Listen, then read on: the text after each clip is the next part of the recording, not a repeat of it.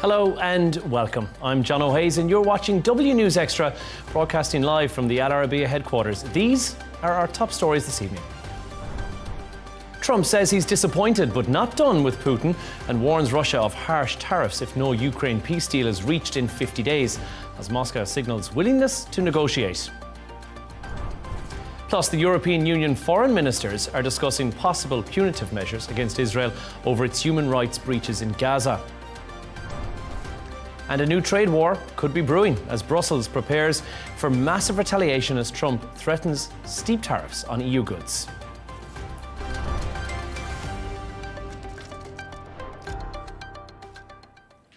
Donald Trump says he is disappointed but not done with Vladimir Putin. He has warned Russia of severe tariffs if no peace deal is reached in Ukraine within 50 days. Now, despite the tension, Moscow says it is ready to negotiate, though it rejects ultimatums.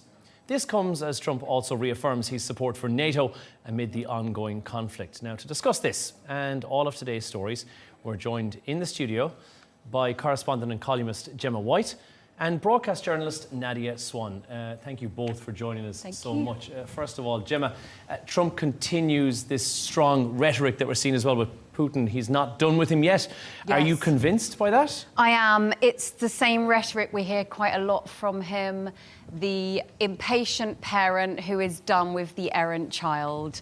Now, what he said is, I'm disappointed in him, but I'm not done with him, but I'm disappointed in him. That's two disappointeds there. Any child knows that when a parent says that, they mean business. So I do believe Trump when he says this. I think Russia... the conflict has been a thorn in his side for quite a long time. I think he really genuinely thought it would be done by now. I think he thought his relationship with Putin would have allowed for it to have been, sorted by now. Mm-hmm. And remember the big promise that he would have sorted it within 24 hours of him first taking office. He later said it was a joke. Bit after 24 hours. But yeah, we're a little bit 24 hours, a long 24 hours. I do think... The question is now, does Putin sort of care what Trump thinks of him? And I think that's been one of the big questions of today as well, because we're hearing of these tariffs, we're hearing of these sanctions that will be imposed. But the question is, does Putin really care about the situation like that? Does the Kremlin care at all about something like this, Nadia? I was going to say, it's highly unlikely, as you were saying, the disappointment that Trump is expressing, very much kind of frustration on his part because he wants to be seen as a deal maker. He wants to be seen as a peacemaker, and he's desperately after that Nobel Peace Prize. So that is where his frustrations are really coming from. And the Russians, conversely, they don't seem to really be overly fussed about whether he's disappointed or not, because they're firmly blaming him for now putting the ball in Ukraine's court and saying it's actually encouraging Ukraine to carry on with that war. And they've been, in turn, dismissive about what he said. So, I mean, some of the phrases that they've used are that they need time to analyse what's being said in Washington, and they don't care about Trump's theatrical ultimatums. So, really brushing it off as such, and saying that giving ultimatums to Moscow is completely pointless, and they're not going to respond to that kind of thing. And Putin himself has not responded directly to any of those comments. He's held fire. I mean, not out of the realm of possibility that he may do that, as some experts are saying. But Gemma, 50 days is what's been said. Why not 30? And we've heard this from analysis saying, why not make it shorter? 50 days, and just as an FYI, Labour Day falls on the 1st of September. 2nd of September, we see the tariff deadline being there, or the deal deadline being set. And also, we're just a couple of weeks out at that stage from the midterm elections as well. So probably, on Trump's part, this is a ploy to try and have a big win as we head into the last quarter of 2025. Yeah, and as you said, there's been Putin hasn't said anything. So we've seen this time and time again. Trump issues these ultimatums and Putin just plays the long game and waits him out. So this could be something that Trump has learned. I need to give Putin quite a lot of time in order to, speak to his advisors and come back to me. If he'd have said, you've got till next week, that's another failure for Trump when Putin doesn't get back to him within that allotted time. And the thing is, Trump needs a win. There's a lot of pressure on him at the moment, domestically. the Texan floods and the reaction to that. And obviously he's back supporting NATO, which the hardcore supporters, his MAGA supporters, are very against, and they've been very, very vocal about it. So he is literally, he's got a lot of things on his plate at the moment. So I think that long time period is as much for him as it is for Putin. And that's been a 180 on the NATO turnaround as well. And Nadia, I think unexpected to see that. We've gone from questioning NATO and their ability or their usefulness from the Trump administration to saying that he's pretty much getting into bed with them. And there is a financial transaction that's involved here as well. And that seems to be very much what this administration is about. When money's at play, the tables turn. And I think you'll see that very much with Trump. When he gets his own way, or people seem to be complimenting him or falling in with what he wants them to do, his tone changes dramatically. He goes from criticising them and calling them knuckleheads or whatever to suddenly saying, oh yeah, no, they're great, they're no longer obsolete, and they're very relevant, because he feels that he's got what he wanted out of NATO as an organisation and got people to increase their budgets. Whether that actually happens realistically in the long term, we'll have to wait and see. Gemma, you mentioned that he needs a win as we head into the last quarter. Would you argue that getting NATO into the White House to have this agreement is somewhat of a win for the administration? I think there is a win for some in the administration, but Steve Bannon, who used to be a very big supporter of him, on his podcast has said Ukraine is a European war. And Marjorie Taylor Greene, who again is very dyed-in-the-wool Republican, she is coming out and saying, but we campaigned on this isolationism that you promised us. So there are people who, in his own party, who feel betrayed by him. From the outside perspective, getting back in with NATO is obviously fantastic, and everyone's chatting with each other, but we're not the people who vote for him.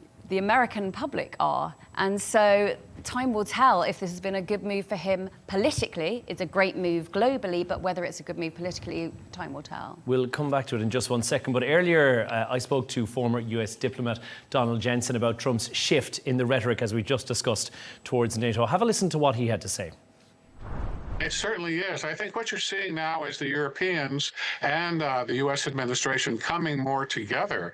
And whatever you think about the complexity of the arms agreement announced yesterday, this brings NATO and the U.S. in a way that it hasn't been done before. And if it takes this kind of movement of weapons and agreement and responsibility and money around, and it ends up making NATO stronger in its defense of Europe and in support of Ukraine, I think it's a good deal. We should focus on the big picture, which is that there is a deal on providing weapons to Ukraine.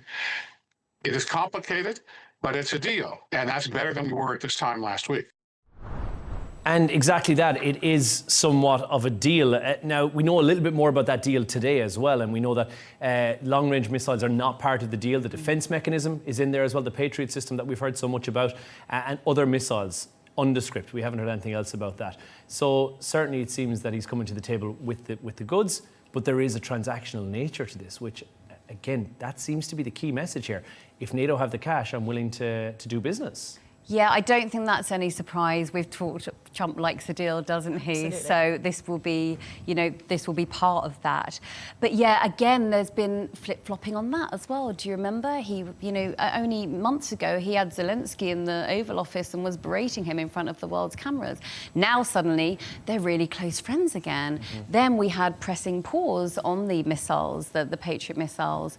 Now, we're going to spend billions of dollars of military equipment and also facilitating through other, NATO allies as well.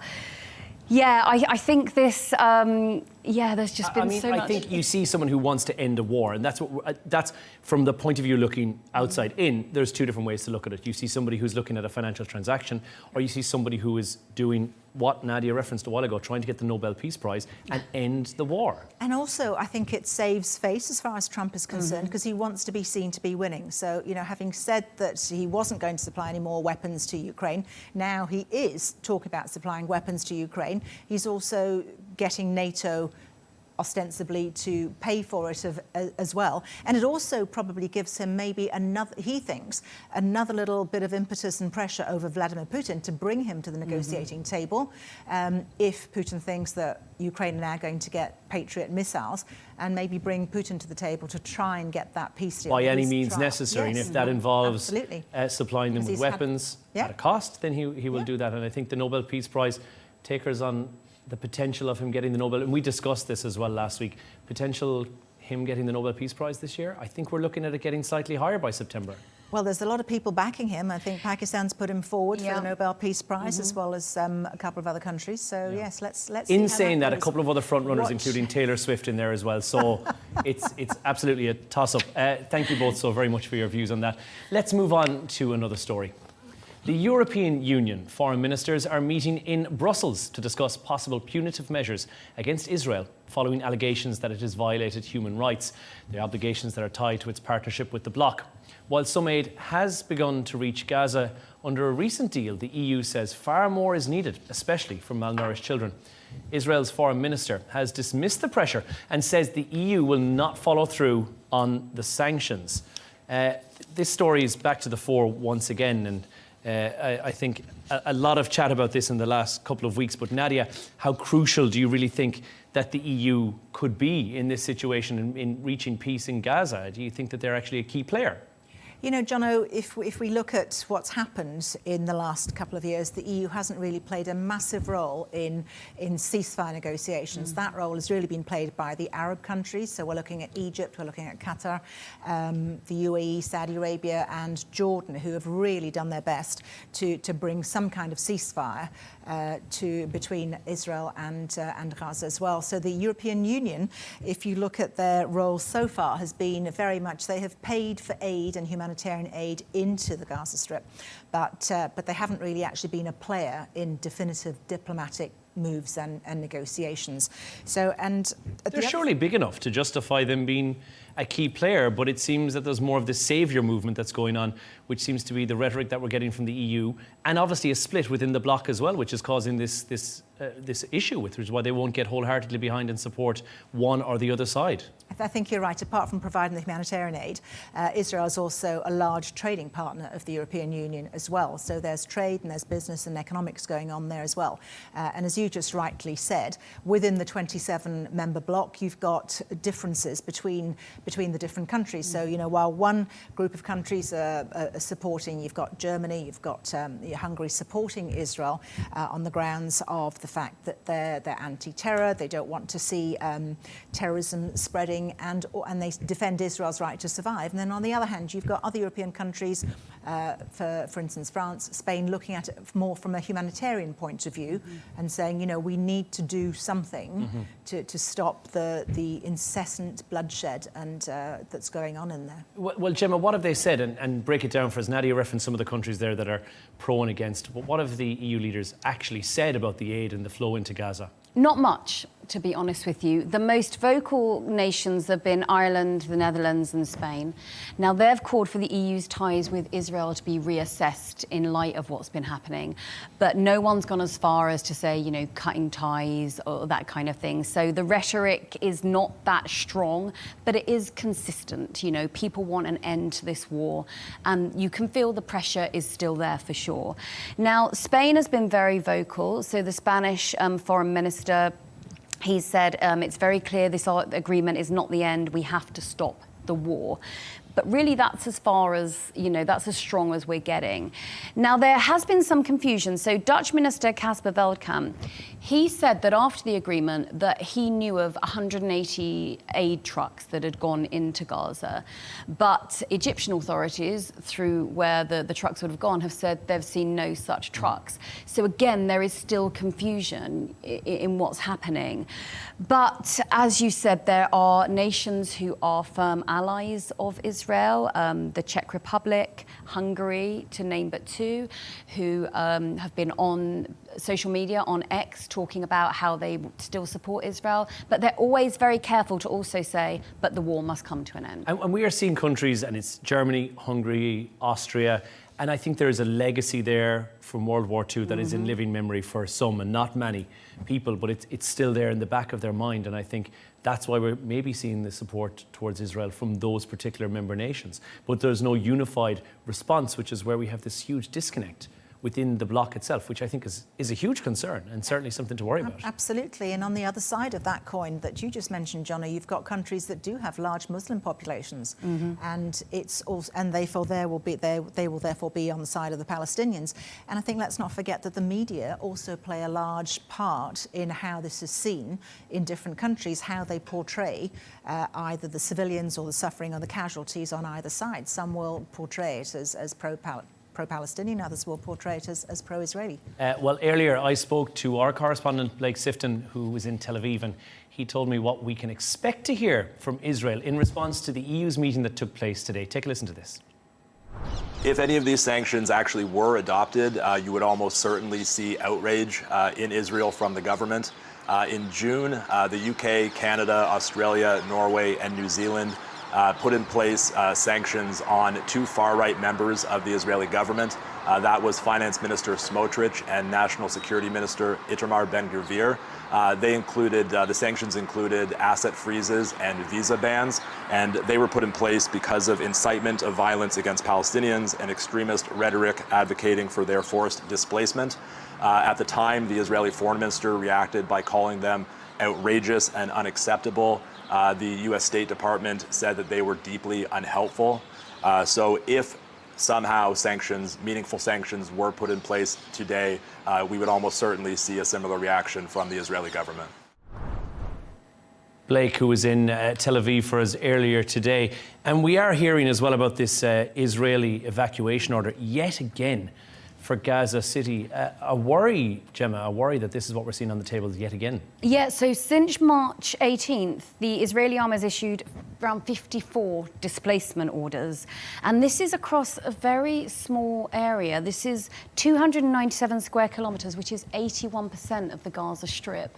So this is just the latest in a long line. People are being shifted further and further. Pretty soon there's not going to be anywhere for them to go. And we are hearing as well, and just very briefly to speak about the ceasefire talks as well, Hamas want complete removal of the IDF out of Israel. Israel saying no, they want to retain a certain percentage of that, Nadia, right? And that seems to be really where the stumbling block is, because while Steve Witkoff, the US envoy for the Middle East peace process, has been in Doha and there have been ceasefire negotiations going on, where it seems to fall down is this red line between Hamas wanting Israel out of the Gaza Strip completely and Israel saying no, they're going to retain some form of control in some part of it, by the Netzarim corridor, bordering Egypt, and they want to maintain some kind of control over parts of the Gaza Strip.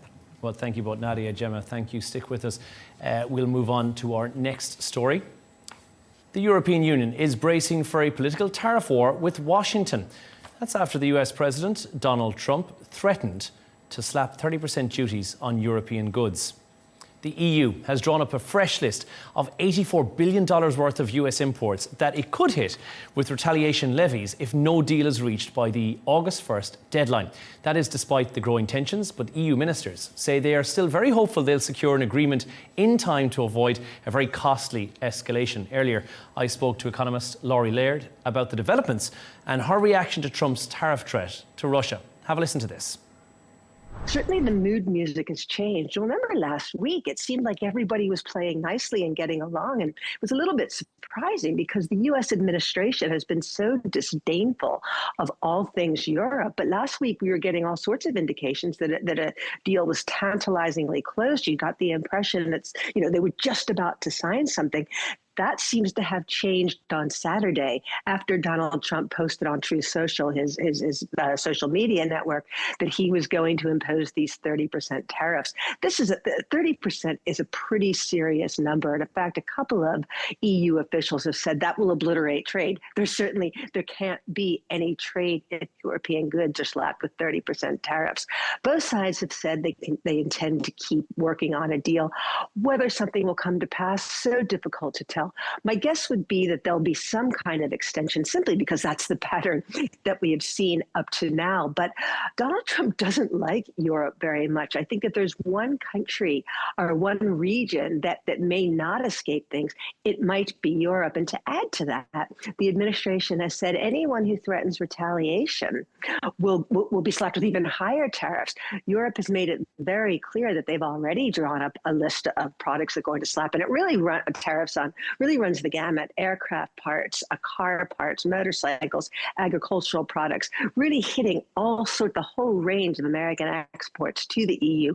So the fact that Europe is standing up to the U.S. may just irk Donald Trump a little bit more.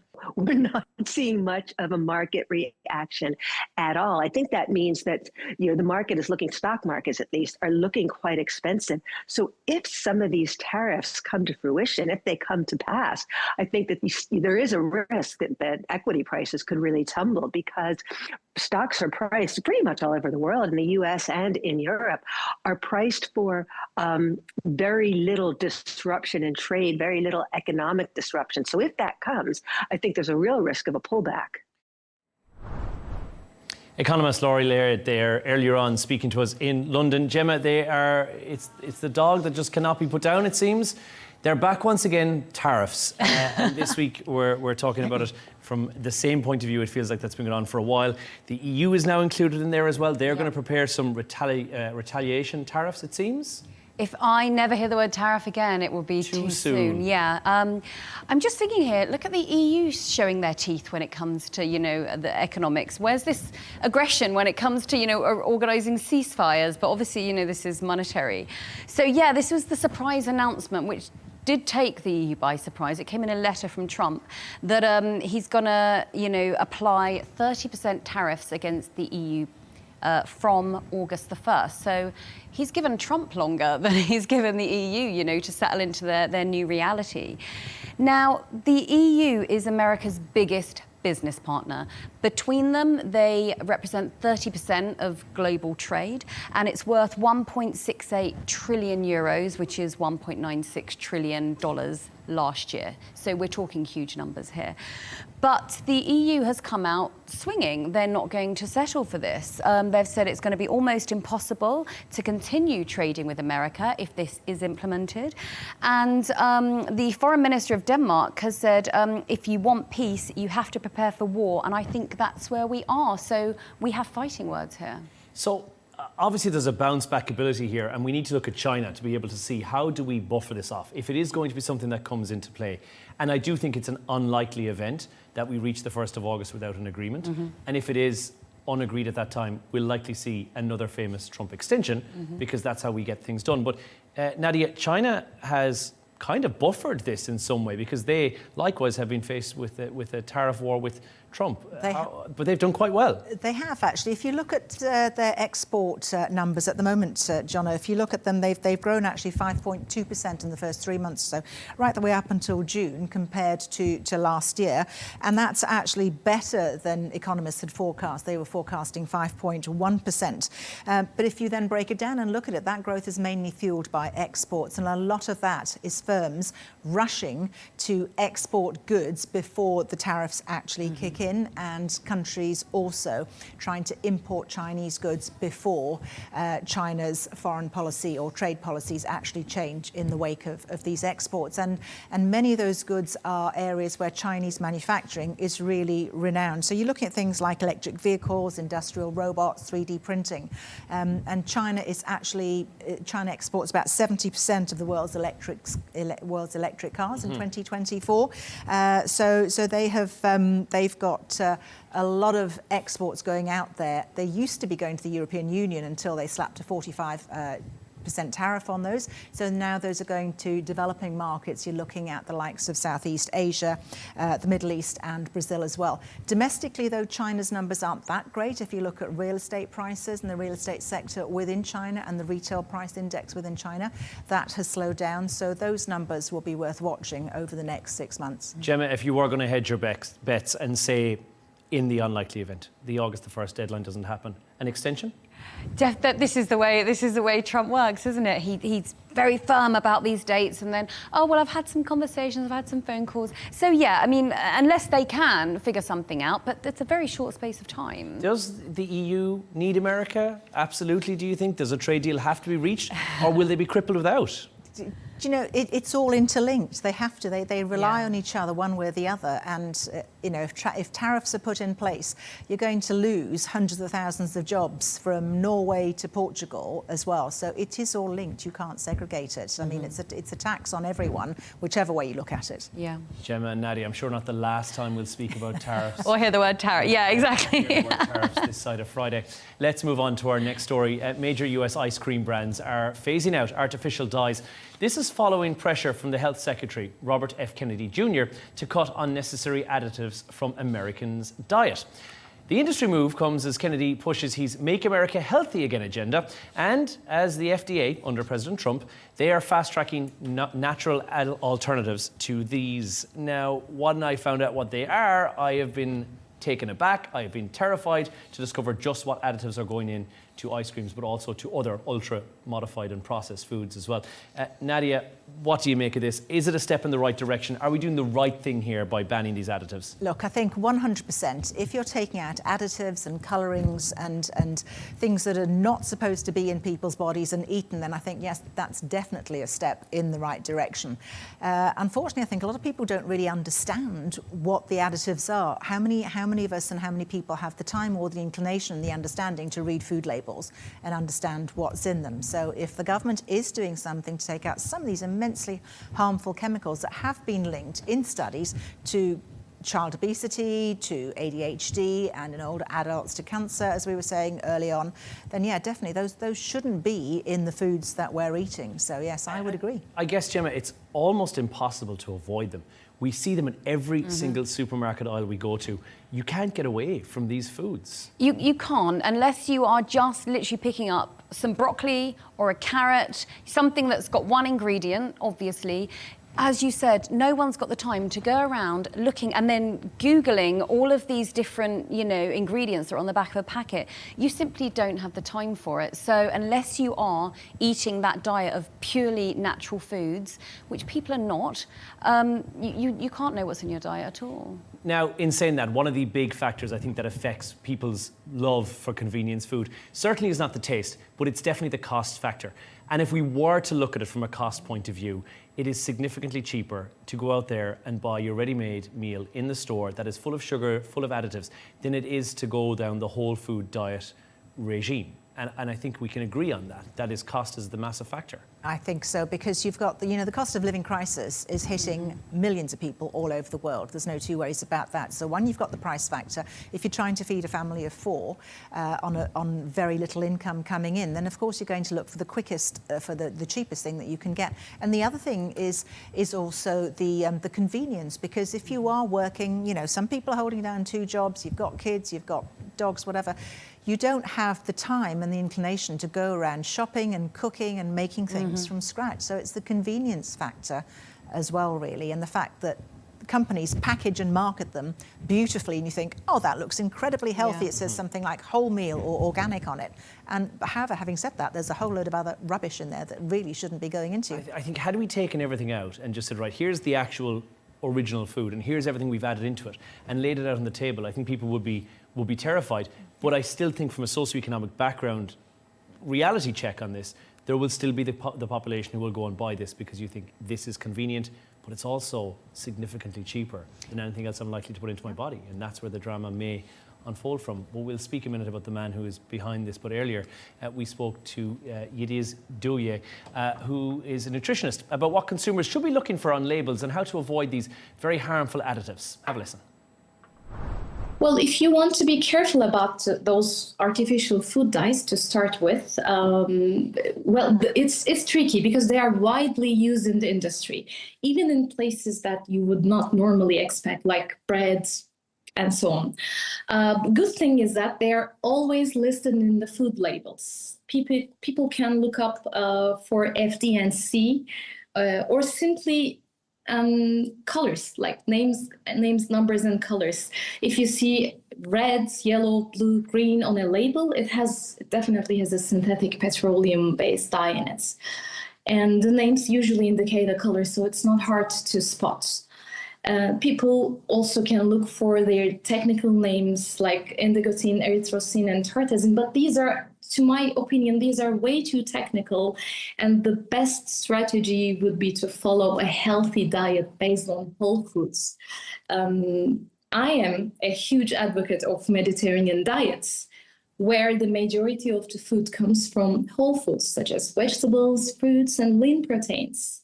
Following a Mediterranean diet is one of the best strategies to avoid ultra-processed foods, while also improving your overall health.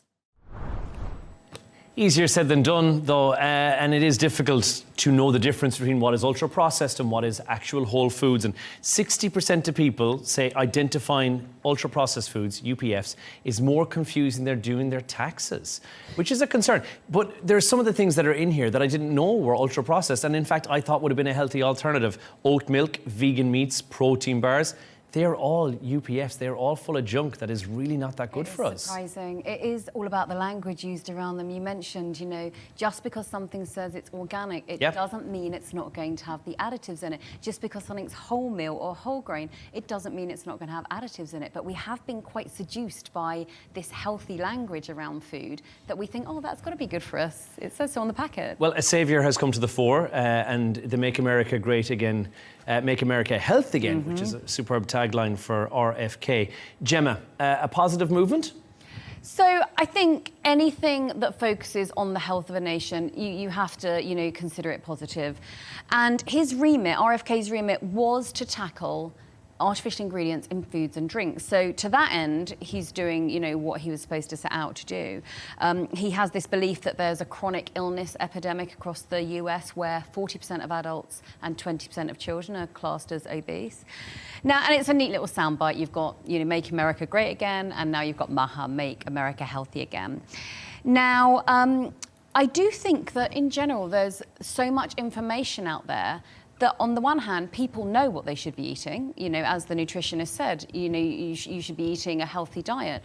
But accessing that can be very difficult, especially in places like America where you have to drive to the supermarket. Towns are not planned so that you can just pop to the shops and walk around, so you're getting your steps in as well. The scope around, you know, obesity, around healthy living is not ever just about food. It's about so many different things around it: socioeconomics, food deserts, how far you have to go to find healthy foods. You can't just tackle one thing and expect, you know, it to have big effects. Do you think it makes a difference when we say, here's what's in the food? Is anyone going to pay attention to this? And do you think RFK is kind of up against it with this? Because you can do whatever you want to say, right, we have to stop making it with this. They'll find an alternative, something else that's going to go in there instead. That will be an additive of some sort, but that doesn't quite fall into the remit of what we're seeing here. Is that what's likely to happen? Tweaks in recipes. Do you know what I wonder, though? If it is also about RFK? Because he has said some quite questionable things in the past. And when politicians do that, and you can go online and see the kind of things that they've said, it might make you question what they're trying to tell you, you know, irrespective of whether it's good or not. He's said lots of things about vaccines. He's said lots of things about different immune systems for different, you know, races of people. He's said things about certain diseases that he thinks were created by the military. So there's so much out there where you might go and think, does this guy actually know what he's talking about? I guess two different sides of the coin. Those are conspiracy theories. We do have an obesity epidemic, which is on the other side of it as well. So do you think he's just trying to strike the balance there? And he has a motto. He's trying to stick to that. And regardless of his views on things that are questionable, yes, to say the least, that this one is actually a good cause. I do believe it's a good cause. I think anything that takes additives out of food is a great cause, for sure. But this is also a man who suggested, you know, we put bigger people in fat camps, you know. So I think it's very difficult to remove the policies from the man, really, and to see if he does separate the two out. Yeah, I do think it's quite difficult. Nadia, someone who's worked previously in nutrition as well, and you have a background about this. How do I go about encompassing this in my diet? Somebody who's busy works a lot of hours, maybe has kids at home that they want to try and feed as well. Is it next to impossible in modern society to try and adhere to this whole food diet that we hear so much about, that quite frankly requires remortgages on several properties to keep up with? I was going to say, I think that's one of the problems, as we said earlier, time and money. But if you want to keep it really, really simple, one of the easiest things to do is just think, if it needs a label on it and you need to be told what's in it and it's got 10,000 ingredients in it, then you shouldn't really be eating it. If you try and eat whole foods, something that looks like what it is in its natural shape, you can't go that far wrong. So what is the natural shape for a chicken nugget? One has to question. Yes. I don't know No which part of the chicken. It's still clucking around the farmyard. Chicken nugget. I defy you to find me a chicken nugget that's actually got any chicken in it. Somewhere near the thigh, I think, the nugget in the thigh. And finally, we're going to move on to the part of the show where Gemma and Nadia have come up with a couple of quirky stories of the day. This, in fact, might be what you might refer to as the Swan song of the evening. Certainly may be the case for Nadia Swan, who's brought a story about swans to the story. 7 mentions of swans so far. Let's try and get 13 more. Nadia, tell us more. This is a story about swan upping, and if you don't know, swan upping is a centuries-old British tradition. We have these quirky British traditions. This dates back to the 12th century, and it's how they actually make sure that the swans are healthy and keep an eye on the swan population. So what they do is, in the old days, swans used to be eaten back to food again, but nowadays it's more about conservation, education. So you have this team of swan uppists going out in 6 skiffs, and they're all dressed in red and white, so a little bit of pomp and ceremony, and they have a little toast to the king and toast his good health, and they set off on these traditional skiffs, and what they do is they surround groups of swans and into a circle, and then as they do, they get them out of the water, they tag them, they have a look at them, make sure they're not injured, and then pop them back in the water, and then make sure no harm comes to them, because swans are actually a protected species by royal order. And you mentioned as well, because they have a toast to the king,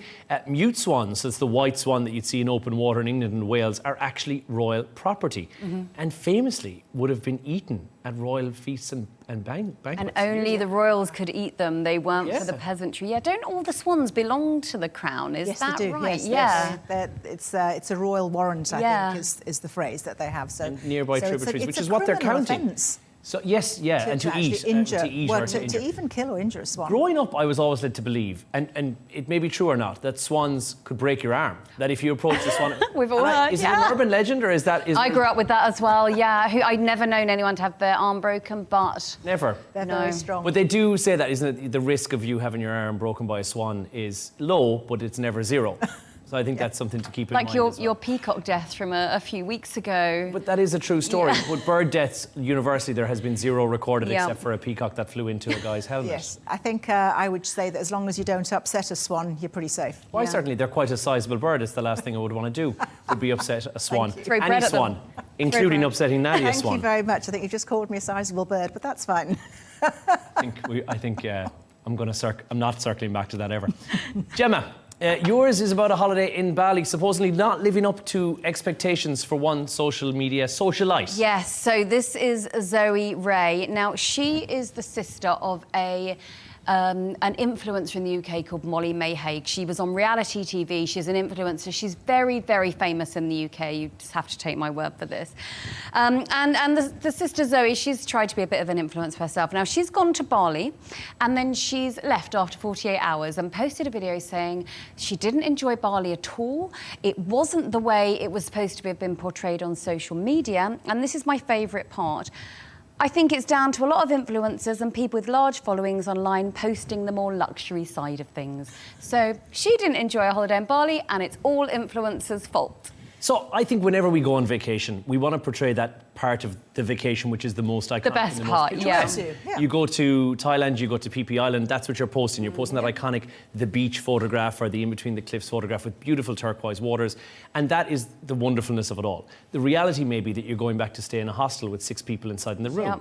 So is she trying to blame anyone specifically for her holiday going tonsils up or no? She's blaming social media in general, which is fascinating because her and her sister's bread and butter is social media. They post all the time. They must know the difference between reality and social media postings. And what I love is that she only gave an entire country 48 hours and then they left. And a sizable country as well, really. Yeah, Indonesia. It's I mean, not there's like many. it's a small island. There's so many different areas. Why not go to a different area? They called it quits on the holiday pretty soon. I mean, Nadia, have you been on a vacation where you thought, you know what, this is not doing it for me, I'm going to quit the vacation, or what was the tactic? Yeah, no, I haven't actually. I've always kind of given it a little bit longer. Yeah. And as Gemma just said, go and have a look at something else. So Yeah. rather than, you've spent the time and effort going there, you're somewhere different, you may as well make the most of it. It's not like you can just jump in a taxi and go home. It's safe to say she's not going to be getting a job with the Bali Tourism Authority in the near future. But if you want to see it, it's on her Instagram, and she's now set up camp in Dubai, which I believe is where She's come to Dubai, she's staying at Atlanta, she's much happier. But yeah, if you ever want to do 48 hours in Bali, then you know which video to watch. Thank you both so much. That is, unfortunately, all that we've got time for today. A massive thank you once again to our guest, correspondent and columnist Gemma White, and to broadcast journalist Nadia Swan. Don't forget to subscribe to our YouTube channel. And as always, you can follow us on X. GNT with Tom Burgess Watson is coming up next. Goodbye.